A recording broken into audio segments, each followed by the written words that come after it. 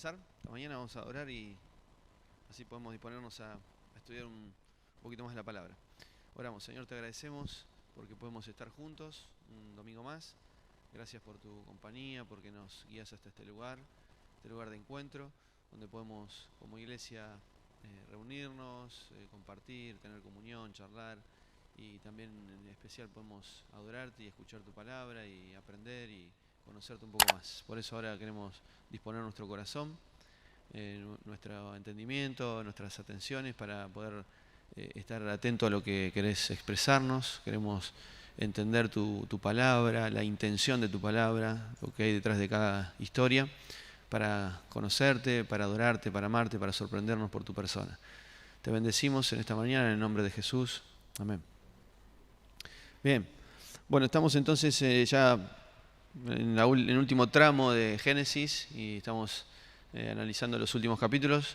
Hoy vamos a ver el capítulo 47, pero para hacer un pequeño repasito así, para ver dónde estamos parados, desde el capítulo 37, más o menos más o menos no, desde el capítulo 37 que el que entra en escena es José, o sea, es uno de los últimos hijos de Jacob, que de alguna manera va a tomar el protagonismo desde el capítulo 37 al 50, o sea, él va a terminar el libro de Génesis, o sea, la historia va a poner su foco ahí, más allá de que en algún momento en el 38 y en algunas historias dentro de lo que fue la narrativa de José, va a aparecer también Judá, que es importante en la historia, porque Judá, a ver, uno se va preguntando, ¿no? Si nosotros tenemos a Abraham, y Dios dice, bueno, de la descendencia de Abraham, bueno, pero Abraham tuvo 2 hijos.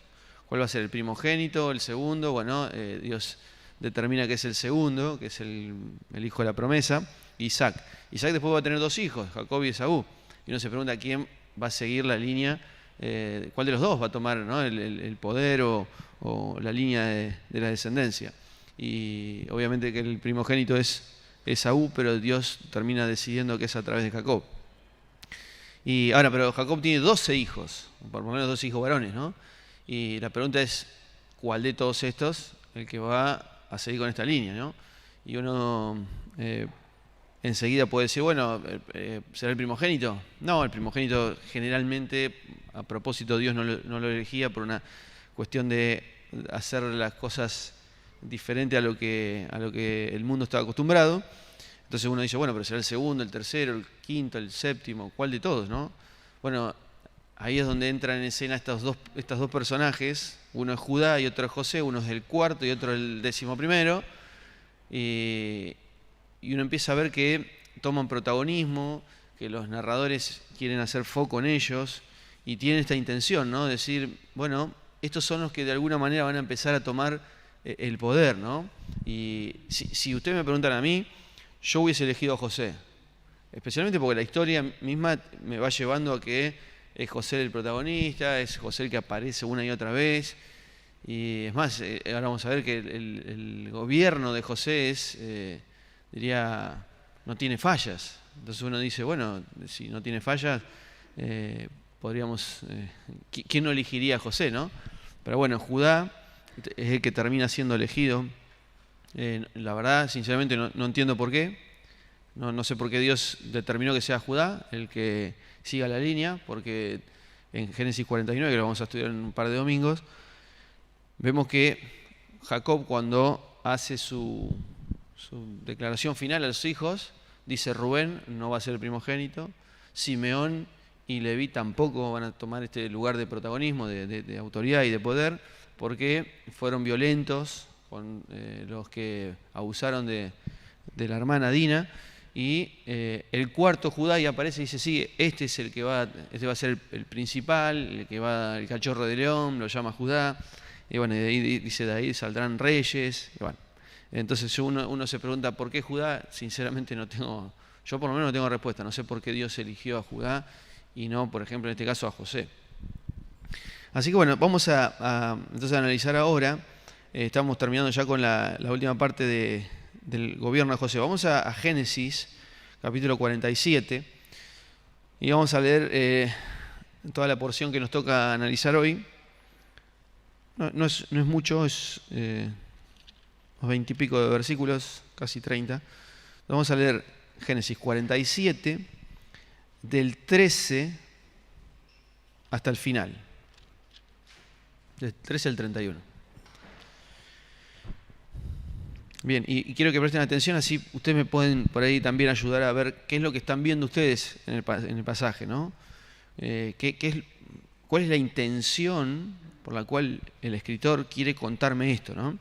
El contexto es, ya José está como el segundo del faraón, es uno de los más importantes, ya saben que va a haber un tiempo de bendición y un tiempo de hambruna.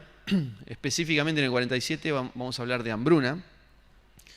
Ya están pasando el tiempo del hambre, ¿no? Pero bueno, José, por providencia de Dios, separó mucha abundancia de recursos para este tiempo de hambruna. Entonces miren cómo ahora el escritor me va a nombrar o me va a narrar qué tipo de gobierno tiene José. Entonces verso 13 de Génesis 47.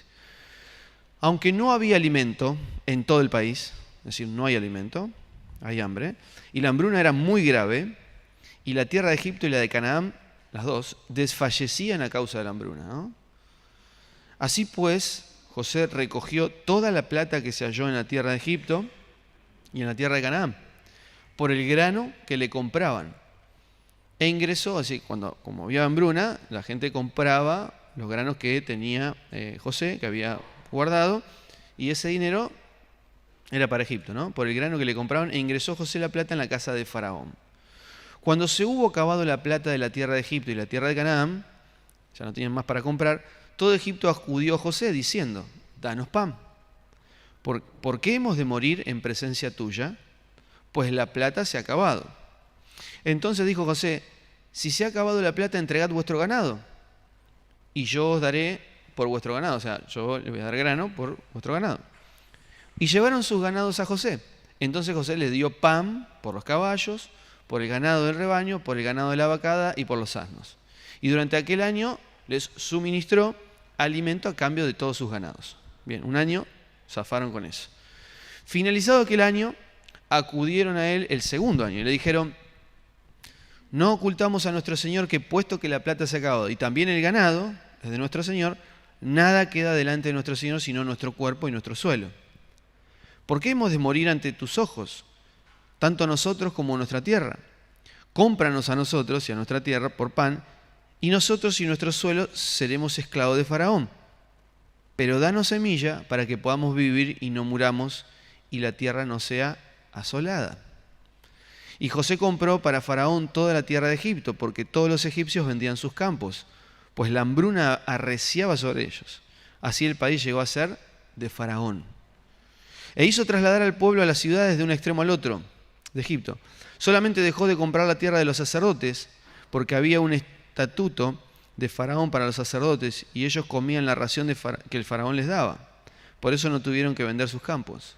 José dijo al pueblo, he aquí, yo os he comprado a vosotros con vuestra tierra para Faraón. Ahí tenés semilla para sembrar la tierra. Cuando llegue la cosecha, daréis la quinta parte a Faraón, y las 4 partes serán vuestras para sembrar el campo, para alimento vuestro, para las que están en vuestras casas y para alimento de vuestros pequeños. Versículo 25, respondieron ellos, nos has dado la vida. Hallemos gracia a ojos de nuestro Señor y seamos siervos de Faraón. Y José lo estableció por estatuto sobre la tierra de Egipto hasta este día. Faraón recibe la quinta parte. Solo la tierra de los sacerdotes no llegó a ser de Faraón. Israel habitó en el país de Egipto, en tierra de Gosén, y tomaron posesión en ella y fructificaron y se multiplicaron en gran manera. Y vivió Jacob en la tierra de Egipto 17 años, pues fueron los días de Jacob, los años de su vida, 147 años. Cuando se acercaba para Israel la hora, para Jacob, ¿no?, la hora de morir, llamó a su hijo José y le dijo, si he hallado gracia en tus ojos, pon ahora tu mano bajo mi muslo y harás conmigo misericordia y verdad.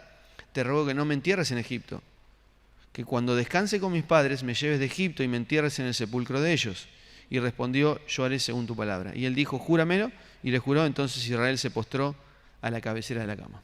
Bien, hasta ahí la lectura. Bien, ¿ven algo que le llame la atención? ¿Por qué? ¿Qué está pasando acá? Sigue habiendo hambre. Todavía no han pasado esos supuestamente 7 años donde iba a haber hambruna. Bien, ¿qué más?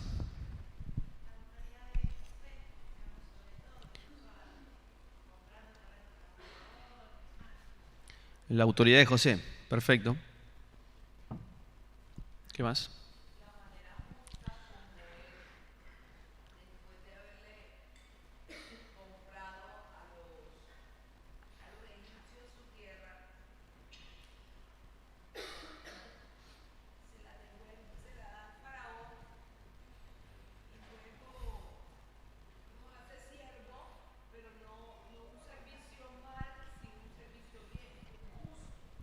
Bien, o sea, Belén está diciendo que para ella, digamos, la disposición de José de decirle al pueblo, compramos sus vidas y compramos sus tierras, es una manera de esclavizar, ¿no? Ahora, Belén está diciendo que esto es positivo. ¿Qué más?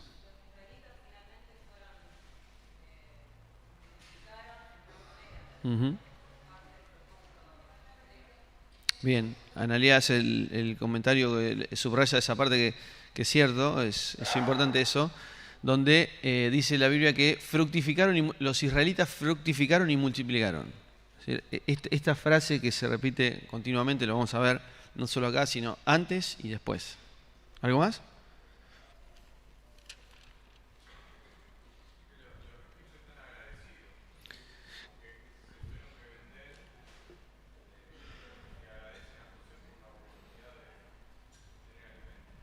Bien, es llamativo, lo que dice Martín es llamativo porque los egipcios están diciendo, bueno, entregamos nuestra vida, nuestra tierra, digamos, nos hacemos esclavos del faraón. Y cuando José dice, ok, listo, yo tomo sus tierras y sus vidas, los hago esclavos del faraón, ellos dicen, ¿están contentos? Nos has dado vida. ¿Pero cómo? Porque iban a morir. ¿Cómo? José estableció una ley. Bien. O sea, lo reguló, digamos, no es que simplemente dice, bueno, los tomo como esclavos y yo puedo hacer lo que yo quiero. O en este caso el faraón puede hacer lo que él quiere. ¿Algo más? Sí.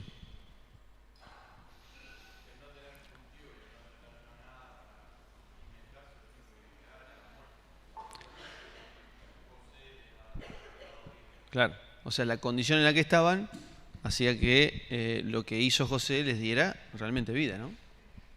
Bien, ¿algo más? ¿Estamos? Sí.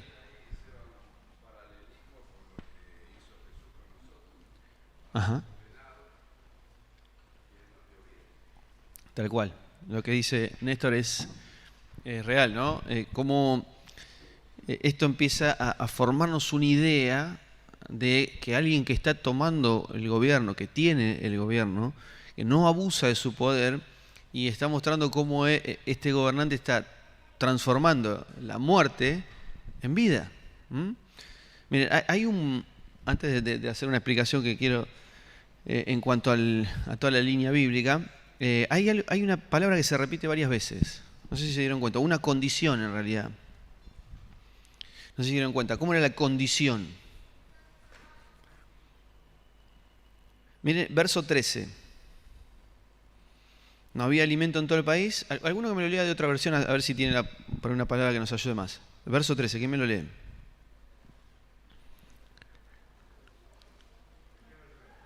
La que quieran.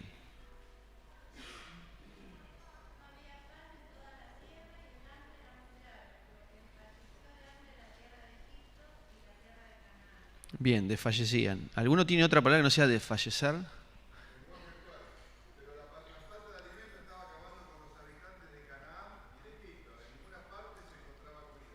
Bien.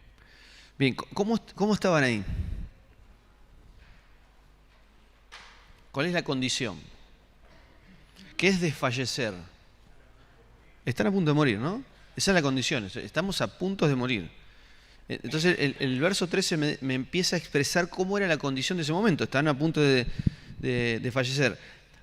¿Ven la misma palabra en otro versículo?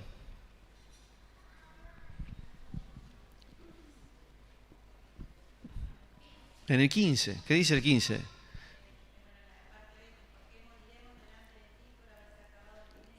O sea, los egipcios se acercan a José y le dicen, ¿por qué vamos a morir? O sea, fíjense, en el 13 me dice que están desfalleciendo. En el 15, el pueblo egipcio le dice a José, estamos a punto de morir. ¿En otro lugar se repite? 19. Otra vez, ¿no? Después de que pasó un año, que ya habían entregado su ganado para tener comida, otra vez se acercan los egipcios y le dicen a José, porque hemos de morir ante tus ojos. Y miren, a ver si alguno tiene, porque en el verso 18, alguno tiene, en la última parte dice, y también el ganado es de nuestro Señor. Nada queda delante de nuestro Señor, sino nuestro cuerpo y nuestro suelo. ¿Alguien para la palabra nuestro cuerpo y nuestro suelo tiene otra? Sí, nuestro cuerpo y nuestra tierra, pero cuerpo. ¿Hay alguna otra traducción? ¿O le agregan algo? Bien. ¿Nadie tiene el visor como para o la aplicación como para ver qué significa esa palabra? ¿Nuestro cuerpo? Porque esto también es interesante. Porque uno dice nuestro cuerpo y nuestra tierra, y no a nosotros en el español nuestro cuerpo no nos dice nada. Pero en el original está diciendo algo mucho más profundo.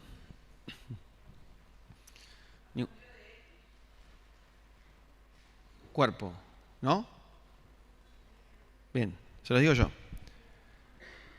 Esta palabra cuerpo, en realidad, pudo haber sido traducida como nuestros cadáveres. Si estamos muertos. Esto es lo que nos queda, o sea, nuestro suelo que no fructifica, que no tiene nada, y nuestro cuerpo que están a punto de morir. Esa es la condición, ¿no? Es como diciendo nuestros cadáveres, casi como nuestros cadáveres. Así estamos. O sea, desfallece, verso 13, verso 15, ¿por qué vamos a morir? Verso 19, ¿por qué vamos a morir? Verso 18, nuestros cuerpos, nuestros cadáveres están así. Entonces cuando José interviene y les da, ¿qué cosa? Vida. Por eso están contentos ellos. Dice, nos has dado la vida. ¿Cómo? Con un gobierno justo, con un gobierno equitativo. Entonces, antes de seguir la historia, quiero que veamos esto que ya también lo hemos visto, perdón si lo repito ya muchas veces, pero es para entender un poco cómo funciona la estructura bíblica. En el Génesis nosotros vemos que Dios, que es el Rey de Reyes, ¿recuerdan por qué habíamos dicho que Dios se manifiesta como Rey en el capítulo 1? Por ejemplo.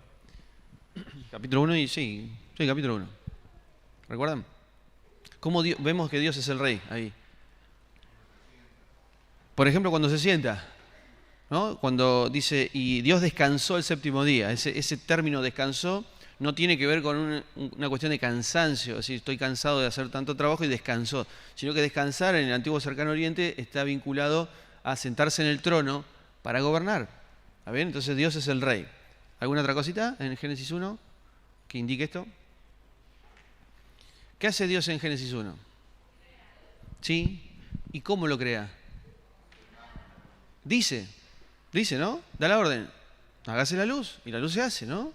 Hágase tal cosa. Entonces está, de hecho, en el Salmo 33, a ver si lo tengo por acá para leerse. Sí. El Salmo 33, 9 dice así: porque Él habló y todo fue creado. Dio una orden y todo quedó firme. ¿Ven? Él habló, todo fue creado, dio una orden y todo quedó firme. Es decir, el que da las órdenes es el que tiene la autoridad, es el que gobierna. ¿Bien? Ahora, nosotros en el verso 26 de capítulo 1 vemos que Dios le delegó autoridad al hombre. Porque dice, someteos, sojuzgad, señoread la tierra, ¿no? Es decir, todo lo que acaba de crear Dios se lo delega en autoridad al hombre, para que el hombre gobierne. ¿Cómo tiene que gobernar el hombre?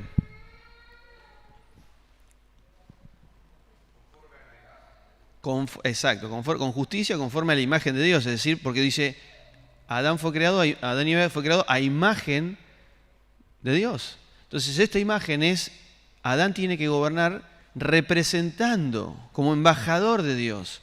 Es decir, por eso nosotros el título de Rey de Reyes implica esto, ¿no? Él es el rey de otros reyes, con minúscula, ¿no? Entonces Adán tiene que gobernar. ¿Y qué sería gobernar con justicia, como la imagen de Dios? Fructificando, multiplicando, generando recursos para bendecir a otros. Generando, en este caso, bueno, lo figura de esta manera, generando comida para bendecir a otros. El tiempo pasa y obviamente Adán decide tomar del árbol de la ciencia del bien y el mal, ¿recuerdan? Del árbol de la muerte. ¿Qué significaba ese fruto? ¿Qué quería Eva alcanzar cuando tomaba ese fruto? ¿Recuerdan la palabra? Sabiduría, ¿no? Sabiduría. Es decir, yo quiero gobernar bajo mi sabiduría, no bajo la sabiduría de Dios. Entonces, son exiliados. Pasa el tiempo para resumirlo. Israel es un pueblo elegido y hace un pacto con Dios. Son reyes y sacerdotes que tienen la facultad delegada por Dios, otra vez Dios les delega autoridad, para que ellos gobiernen de una manera que expresen el carácter de Dios. Por eso Deuteronomio 4 dice que Dios les ha dado su ley, que es la sabiduría de Dios, para que ellos puedan expresar esa sabiduría a través de la autoridad. Ahora, ¿cómo es que el pueblo de Israel ejerce autoridad? En la manera en que ellos se trataban. En la manera en que ellos se trataban, estaban representando a Dios. Por eso en Romanos capítulo 2 leemos que Dios dice, los gentiles blasfeman mi nombre por culpa de ustedes. Porque todo el mundo lo vio Israel y dicen, che, ¿así es el gobierno de Dios? No, yo no quiero ese gobierno. ¿Está bien? Hasta que después de Israel es, entre comillas, descalificado y aparece un hombre llamado Jesús que también dice, el reino del cielo se ha acercado, me han dado un reino, ¿no? Y va a hablar continuamente de un reino, porque otra vez es Dios delegándole la autoridad para que Jesús en su manera de gobernar, en su manera de tener autoridad, exprese el carácter de Dios. ¿Jesús hace eso? Sí, ¿no? Es decir, expresa, ¿cómo es el gobierno de Jesús? Él lo dice varias veces. Dice, los gobernantes de este mundo se enseñorean, pero entre ustedes no será así, sino que el mayor servirá al menor. De hecho, ahora vamos a leer algunos pasajes donde dice, por ejemplo, ¿quién es el más importante? ¿El que se sienta a la mesa o el que sirve a la mesa? O sea, obviamente que para Jesús es el que sirve, ¿no? Pero en general uno tiende a pensar el que se sienta a la mesa es el importante, después vienen otros a servirlo. Y Jesús dice, pero yo vengo a ustedes como el que sirve. Sí, porque Él tiene otro tipo de autoridad. Entonces, sí, Jesús es la imagen perfecta de Dios. Por eso Hebreos 1 dice, Dios nos habló en el tiempo antiguo a través de los profetas, pero ahora nos ha hablado por medio de su Hijo. Es decir, que Él es el que encarna esta autoridad que Dios primero le delegó a Adán, le delegó a Israel, y como ninguno pudo representar a Dios como corresponde, ahora aparece Jesús. Por eso cuando le preguntan, muéstranos al Padre, el que me ha visto a mí ha visto al Padre. Si yo no hago nada de lo que el Padre no me ha dicho que haga, ¿no? Entonces Jesús es la imagen perfecta. Entonces lo que nosotros estamos viendo acá, y ahora, miren, para hacer un repaso de lo que vimos. ¿Cómo es el gobierno de José? Y díganme ustedes. ¿Cómo es el gobierno de José, por ejemplo? Justo. ¿En qué lo ven? Por ejemplo, lo que leímos recién. ¿Bien? ¿Qué más? Sabio. ¿En qué lo ven? Previsor. Bien. Pero todo lo que me están hablando es una cuestión más desde su desempeño. ¿Pero hay algo más que logra José? ¿Cómo? Es humilde, bien. Es delegado por Faraón. O sea que él está, de alguna manera, teniendo una autoridad que no es de él, digamos. Todo lo que él lo que administra no es de él, es de otra persona, ¿no? ¿Qué más? ¿Por qué? Nos retrotrae Génesis 1 y 2.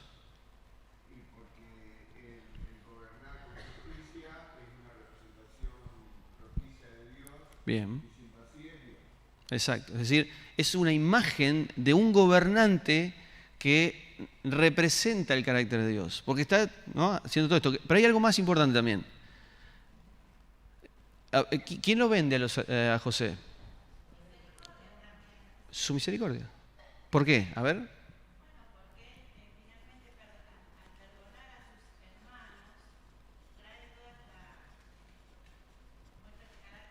Ahí está. Ven que no es solamente una cuestión de desempeño en su rol de administrador, sino que también él perdona a sus hermanos. Cuando él tiene el poder, él podría haber reaccionado totalmente distinto. Él podría haber dicho, bueno, usted tráigame a mis hermanos, ellos me maltrataron, yo ahora que tengo poder me voy a aprovechar de esa situación para devolverles un poquito de lo que me dieron, ¿no? Pero no hace eso, él tiene misericordia y produce una reconciliación. ¿Entienden? Entonces acá es donde nosotros empezamos a ver que este gobernador no es simplemente alguien que administra bien los recursos, sino que produce reconciliación, buenos vínculos, misericordia, bueno, varias situaciones, ¿no? Entonces ahí es donde nosotros empezamos a ver que toda la Biblia, en general, la historia bíblica, está hablando de alguien o de personas o de un grupo de personas que representan qué vamos a hacer con el poder que Dios nos ha delegado. ¿Lo voy a usar para bendecir a otros, para fructificar, para multiplicar, para beneficiar a los demás? ¿O voy a usar ese poder para servirme a mí mismo, ¿no? Aprovecharme de esa situación? Entonces ahí es donde no aprovecho y digo, no los voy a perdonar a mis hermanos, al contrario, voy a hacerlos sufrir. Y lo que vemos en toda la historia es como José, recuerdan, cómo le coloca una copa a Benjamín para que Benjamín se quede con él, les devuelve el dinero a los hermanos, le dice a los hermanos que vayan a buscar a su padre. Esto lo estuvimos viendo durante todos los domingos, que la intención de José no es lastimar a sus hermanos, sino al contrario, es traer a su familia a un lugar donde él va a gobernar. Por eso lo que leímos recién es lo que estamos viendo es la descripción de un gobernante que aprovecha su poder para bendecir. Porque José está diciendo, ustedes están en situación, yo les proveo. Ustedes tienen dinero, y fíjense que él nunca deja, el relato es claro, el dinero era para Faraón, el ganado era para Faraón, la tierra era para Faraón. ¿Sí? Él administra, él no es dueño de nadie. Y es más, él regula, coloca una ley donde dice que solamente el 20% es algo que tienen que traer como un impuesto, y el resto lo tienen que seguir administrando ellos. No se está abusando de esa autoridad. ¿Me explico? O sea, no es que los está tomando como esclavos y los está oprimiendo, les está sacando provecho, sino al contrario, está regulando un gobierno justo, ¿no? Bien, ¿alguna cosita más? ¿Algún detalle más? Hay una historia, pero bueno, primero vamos a hacer esto. Miren, vamos a ir a leer algunos versículos en el Nuevo Testamento donde habla de esto. Miren, vamos al libro de Lucas, por ejemplo.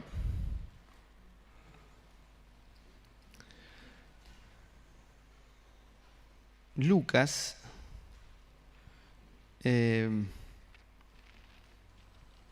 les digo. Lucas, por ejemplo, 12.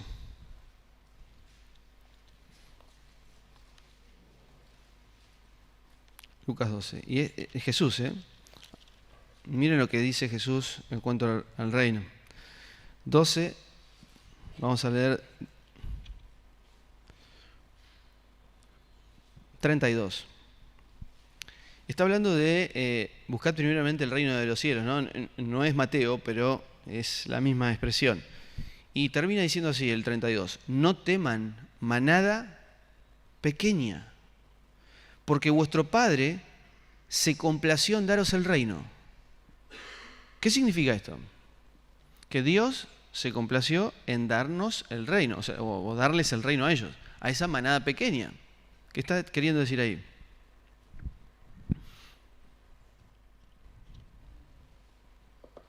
Después el 33...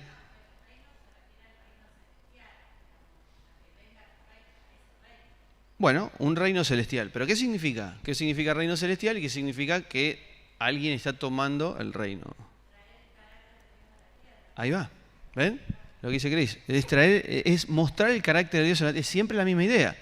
O sea, Dios le está diciendo, ustedes son una manada pequeña, insignificante. Y Dios quiere darles el reino a ustedes. ¿Para qué? Para la autoridad, para que ustedes expresen. Por eso nosotros después cuando leemos, no sé, en Mateo 28, Jesús dice, toda autoridad me ha sido dada en los cielos y ahora también en la tierra. Por tanto, les delego autoridad para que ustedes vayan y hagan discípulos. En Hechos 1:8 dice, pero van a recibir, ¿qué cosa? ¿Para qué? Autoridad. Nosotros pensamos que ese poder es una cuestión mágica, ¿no? Recibimos un poder que de alguna manera tiene una situación espiritual. Pero ese poder no es nada más y nada menos que la autoridad de Dios delegada en nosotros para que nosotros podamos expresar el carácter de Dios al mundo entero. Tan sencillo como eso. Ahora, no solo en Lucas 12, sino que miren, Lucas 19. Lucas 19, Jesús va a contar una parábola. En Lucas 19, por ejemplo, Jesús va a hablar de Zaqueo en los primeros versículos, ¿no? Alguien que es confrontado por el reino de los cielos y alguien tan pequeño, entonces si esto tiene que ver, ¿no? De que haya sido bajito a propósito, alguien pequeño haya entendido, ¿no? Porque dice que yo la mitad de mis bienes le doy a los pobres y si alguno es defraudado, yo le devuelvo 4 veces más. O sea, dio la mitad y encima si defraudó a alguien, dio 4 veces más. Después de esta parábola, esta historia, hay una parábola llamada la de las 10 minas. Y la parábola de las 10 minas, en síntesis, es alguien que va a tomar un reino a una ciudad lejana, vuelve de esa ciudad lejana y le pide de alguna manera que sus siervos rindan cuenta. Y cuando sus siervos expresan que con esa mina que le dejó este rey, reprodujeron mucho, fíjense cuál es la expresión. Por ejemplo, verso 17, Lucas 19, 17. Le dijo así, el noble, ¿no? el que tiene la autoridad, bien hecho, buen siervo, por cuanto en lo muy poco fuiste fiel, recibe autoridad sobre 10 ciudades. ¿Qué simboliza esto? Y al que reprodujo 5, también le dice lo mismo. Le dijo, tú también ten autoridad, verso 19, sobre 5 ciudades. ¿Qué es tener autoridad sobre 5 ciudades, sobre 10 ciudades?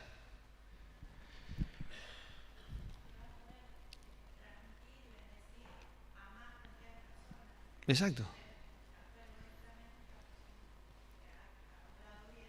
Uh-huh. Exacto. ¿Ven cómo nosotros, ahí, como dice Cris, nosotros empezamos a tener una idea de cómo funcionaba en la antigüedad y hoy podemos nosotros poder comprender en el Evangelio a qué hacía referencia Jesús cuando decía, tomá, te doy autoridad sobre 10 ciudades. Si uno no entiende este contexto, no sé a qué podríamos aplicarlo, ¿no? Por ahí alguno que está en política puede tomar alguna atribución en esto, pero después no nos sirve para nada decir que alguien me está dando autoridad sobre 10 ciudades. Y de hecho les adelanto, ahora cuando terminemos Génesis vamos a tener algunas lecciones que vamos a tratar de aplicar los conceptos de Génesis especialmente al Nuevo Testamento, ¿no? A los evangelios, a las cartas que escribe Pablo, cómo usa todo este lenguaje en el Nuevo Testamento. Y miren lo que dice Lucas 22,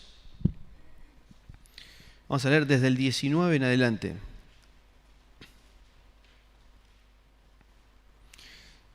Lucas 22, 19. Acá está la institución de la cena, está Jesús a punto de morir, pero miren qué lenguaje usa. Dice, y tomando pan, después de dar gracias, lo partió y les dijo, este es mi cuerpo, que por vosotros está siendo dado, es partido, haced esto en memoria de mí. E igualmente la copa, después de haber cenado, diciendo, esta es la copa del nuevo pacto, en mi sangre, la cual es derramada por ustedes. Pero he aquí la mano del que me entrega está conmigo en la mesa. Jesús dice, la mano del que me entrega está conmigo en la mesa. Porque en verdad el Hijo del Hombre va, según está determinado, va a ser entregado según está determinado, pero hay de aquel hombre por medio del cual es entregado. En el 23 dice, y ellos comenzaron a preguntarse, ¿quién de ellos sería el que iba a hacer esto? ¿Cuál es la imagen acá? O sea, están cenando, Jesús dice, bueno, algunos de ustedes me van a entregar. ¿Qué hace este grupo de personas? ¿Seré yo, Señor? ¿Quién puede ser, no? Y uno dice, bueno, qué actitud de humildad, ¿no? Porque se están preguntando cuál de todos ellos va a ser el que lo va a entregar. Pero miren el verso 24, o sea, el que sigue. Hubo también entre ellos una contienda sobre quién de ellos parecía ser el más importante o el mayor. O sea, acaban de decir, ¿seré yo el que lo entrega al Señor? ¿Será él? ¿Será? ¿Quién será? Y ahora, pero al versículo siguiente se están peleando a ver quién es el más importante. ¿Quién será el más importante? ¿Será él? ¿Seré yo? Entonces miren lo que responde Jesús. Y ahora sí tiene que ver con esto. Él entonces, verso 25, les dijo, los reyes de las naciones, o sea, los que tienen autoridad, se enseñorean de ella. ¿Eso es positivo o negativo? Negativo, ¿tá? Se enseñorean, o sea, abusan de su autoridad. Y los que tienen autoridad sobre ella son llamados bienhechores. ¿Cómo bienhechores? Pero acabamos de decir que era negativo.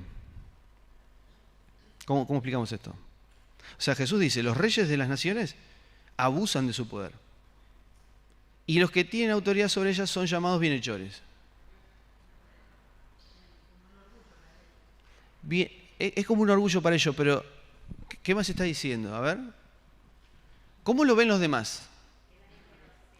La gente lo ve como bienhechor, ¿no? Eso es lo que está diciendo. O sea, son llamados bienhechores. Son llamados personas que supuestamente hacen el bien los que tienen autoridad. Pero no funciona así. Jesús dice, los que tienen autoridad abusan de esa autoridad. Aunque muchas veces son llamados bienhechores, pero no es así.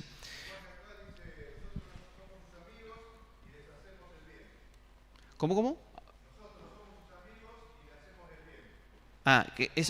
Esa es como la expresión del gobernante. Nosotros somos sus amigos y le hacemos el bien cuando en realidad no lo están haciendo. Está bueno. Pero verso 26, pero no será así entre ustedes, sino que el mayor entre vosotros hágase como el menor, y el que dirige como el que sirve. Porque ¿quién es mayor, el que se reclina a la mesa o el que sirve? ¿No es el que se reclina a la mesa? Esa sería la idea, ¿no? El que tiene autoridad, el importante es el que se sienta, el que sirve no, es el menor. Pero Jesús dice, y yo estoy en medio de ustedes como el que sirve. Verso 28, pero ustedes son los que habéis permanecido conmigo en mis pruebas. Yo pues, miren esto, os asigno un reino, como mi Padre me lo asignó. ¿Qué está diciendo acá Jesús? Dice, yo les doy un reino como mi Padre me lo asignó. Yo les doy un reino como mi Padre me lo asignó. Entonces, ahí está.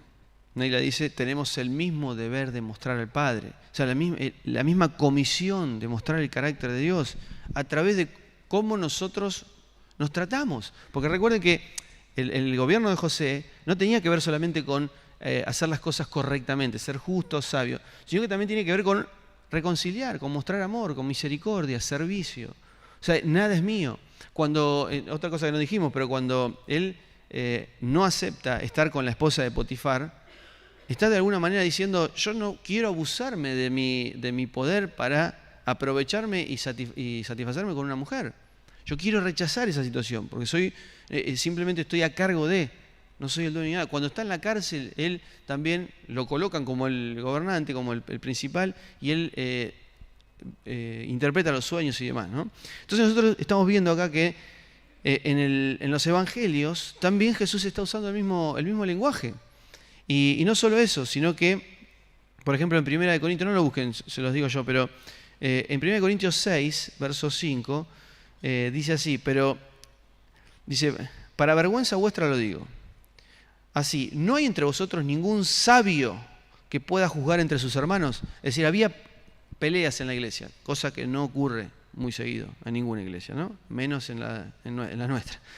Pero dice, no hay entre vosotros alguien sabio que pueda juzgar entre sus hermanos, o sea, que pueda solucionar los conflictos, sino que un hermano litiga con otro hermano, y esto ante incrédulos, o sea, llevan esto ante jueces que no tienen nada que ver con el Evangelio. Ya por cierto es un fracaso que tengan pleitos entre ustedes. Ya es un fracaso, ¿no? Porque la idea es reconciliación. ¿Por qué no sufrís más el agravio? O sea, ¿por qué no aguantan un poquito más? ¿Por qué no sufren más bien el ser defraudados. Pero vosotros cometéis el agravio y defraudad, y esto a los hermanos. ¿O no sabéis, miren, que los injustos no heredarán el reino de Dios? ¿Ven? Está hablando, los injustos no se les delega autoridad. ¿Por qué a los injustos no se les delegaría autoridad? Bajo esto. No podrían reflejar, exacto, no podrían reflejar el carácter de Dios. Por eso los injustos no pueden heredar el reino de Dios. ¿No? Este concepto, heredar el reino de Dios, nosotros siempre lo vinculamos a la salvación, ¿no? Digo la salvación, este concepto que tenemos de comprar el boleto para el cielo, punto. No, pero es mucho más amplio ese concepto de salvación. Yo estoy recibiendo una autoridad, estoy heredando un reino. Y dice, no erréis, y ahí dice los fornicarios, los idólatras, adúlteros, los ladrones, avaros, borrachos, difamadores, ni los estafadores heredarán el reino de Dios. Y 2 de Pedro 1, verso 11, vamos a leer el 11, ¿no? Perdón, del 8, vamos a leer del 8. 2 de Pedro 1, 8, no lo busquen, se los leo.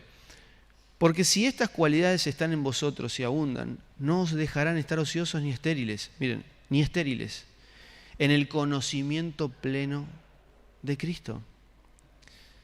Porque el que carece de estas cualidades está ciego, teniendo cerrados los ojos, ha olvidado la purificación de sus antiguos pecados. Por lo cual, hermanos, procurad aún hacer más firme vuestro llamamiento y elección, porque haciendo estas cosas no tropezaréis jamás. Porque así, verso 11, os será dada ampliamente la entrada en el reino eterno de nuestro Señor y Salvador Jesucristo, ¿no? Es decir, en la manera en que nosotros expresamos nuestro llamamiento, es que estamos mostrando este reino. Entonces, para terminar, ¿por qué el escritor de Génesis me cuenta esta parte? Me dice que José ha sido un gran gobernante, alguien que ha sido sabio, justo, que ha pensado en otros, que ha separado en la abundancia para poder bendecir a los que después iban a estar en hambruna.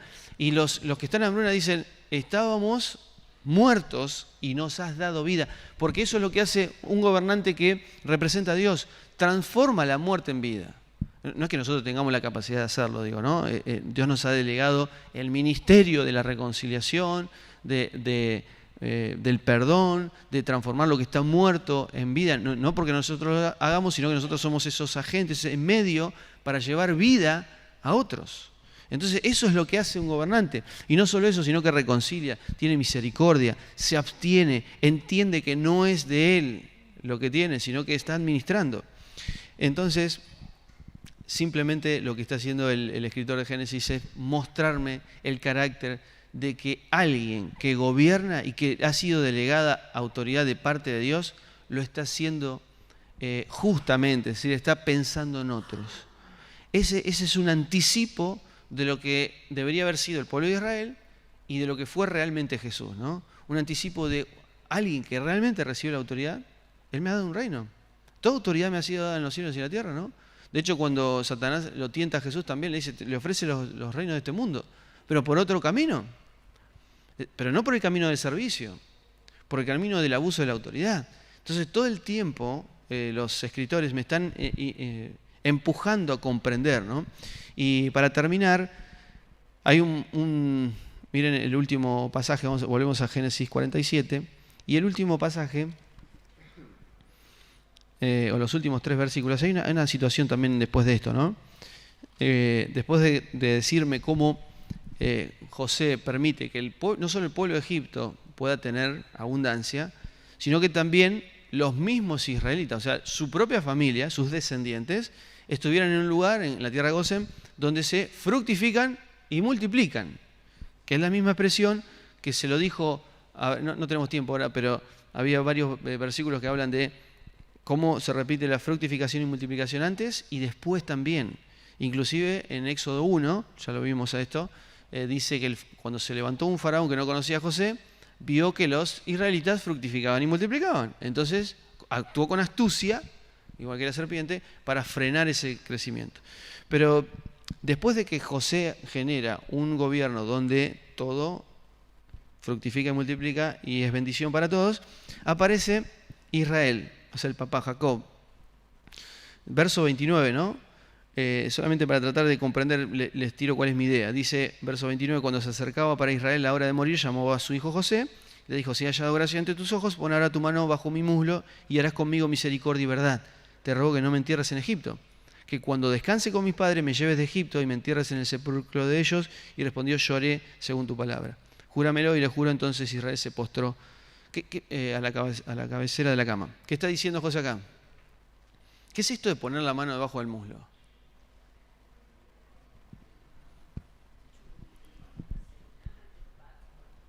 ¿Una señal de pacto?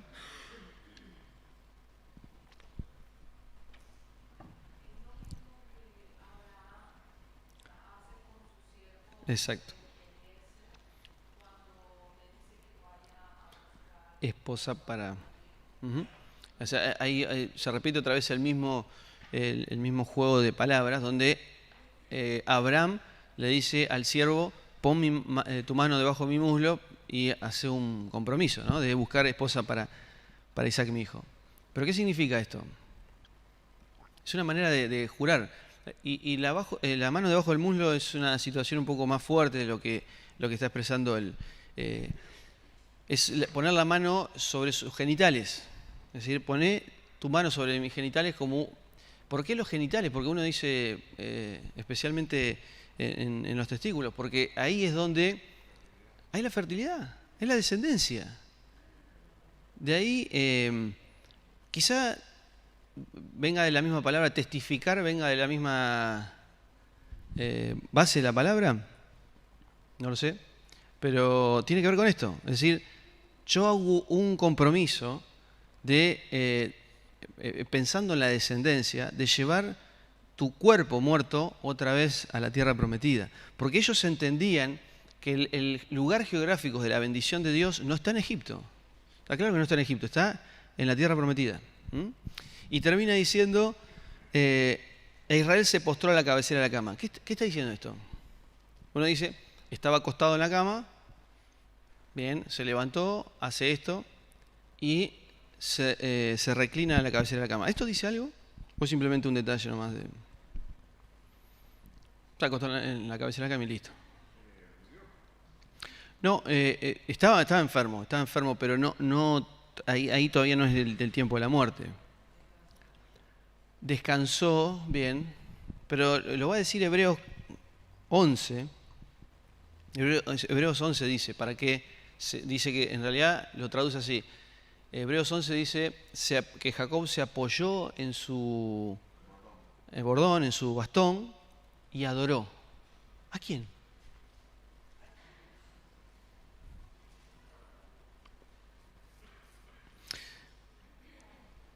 Jacob está reconociendo, por último, la autoridad que Dios le ha delegado a José. Es Jacob el que está, fíjense, el padre le está pidiendo al hijo misericordia y verdad, ¿no? Por ese, sí, en el 29 dice, harás conmigo misericordia. O sea, es Jacob el que está reconociendo y está de alguna manera corroborando lo que pasó en Génesis 37, cuando José decía, ustedes se van a inclinar hacia mí. Y es lo que termina pasando. O sea, el padre se termina inclinando a José pidiendo misericordia para que él de alguna manera le cumpla su deseo de volver a la tierra prometida. Inclusive también José después cuando muere también vaya a llevar al mismo lugar. Entonces, en síntesis, es el relato de esta parte, de esta porción, es mostrarme cómo José termina teniendo la autoridad, inclusive mostrando al papá de José, inclinándose, pidiéndole que lo vuelva otra vez a la tierra, ¿no? Entonces, otra vez, esta imagen de un gobernador que realmente usa el poder para bendecir, no para enseñorearse, no para abusar, no para ser autoritario, sí para ser de beneficio, de bendición, mostrar un carácter reconciliador, que perdona, que atrae, no que expulsa, no que divide, sino que une. Y ese es el carácter que debe expresar, que no pudo expresar Adán e Israel, que sí puede expresar Jesús y que nos ha delegado su autoridad en la iglesia para que nosotros podamos mostrar este gobierno, no simplemente un gobierno que hace las cosas correctamente, sino que genera, otra vez, misericordia, reconciliación, amor. Los demás sabrán que nosotros somos sus discípulos en la manera en que nos amemos unos a otros. En esto conocerán que son mis discípulos, en cómo se traten unos a otros. Por eso es el desafío de la iglesia, de poder leer esta historia de Génesis 47 que parece que no tiene nada que ver con nosotros, cuando en realidad es una imagen de alguien que gobierna justamente, equitativamente y otra vez, servicial y amorosamente, para que nosotros podamos reflejarnos en ese gobierno y expresar lo mismo como iglesia. Oramos. Te bendecimos, Señor, en esta mañana porque hemos podido otra vez analizar esas historias tan culturalmente lejanas, pero espiritualmente tan cercanas porque nos muestran un gobernante que usó la humildad, la humillación, para dejarse gobernar y representar la autoridad de alguien que no abusa de su poder, sino que alguien que beneficia, que bendice, que está dispuesto a dar la vida por los demás. Ese es el carácter de Dios. Y hemos visto a través de José un adelanto, un pequeño adelanto de esa esperanza que iba a venir más adelante, de un gobernante realmente justo. Y Señor, como iglesia, estamos acá para recibir ese reino también. Porque vos lo dijiste en muchísimas oportunidades y Pablo también lo decía, ustedes forman parte de este nuevo reino para mostrar las virtudes de aquel que nos llamó de las tinieblas a la luz. Ayúdanos a cumplir esta misión también como iglesia. Te bendecimos, te honramos en el nombre de Jesús. Amén.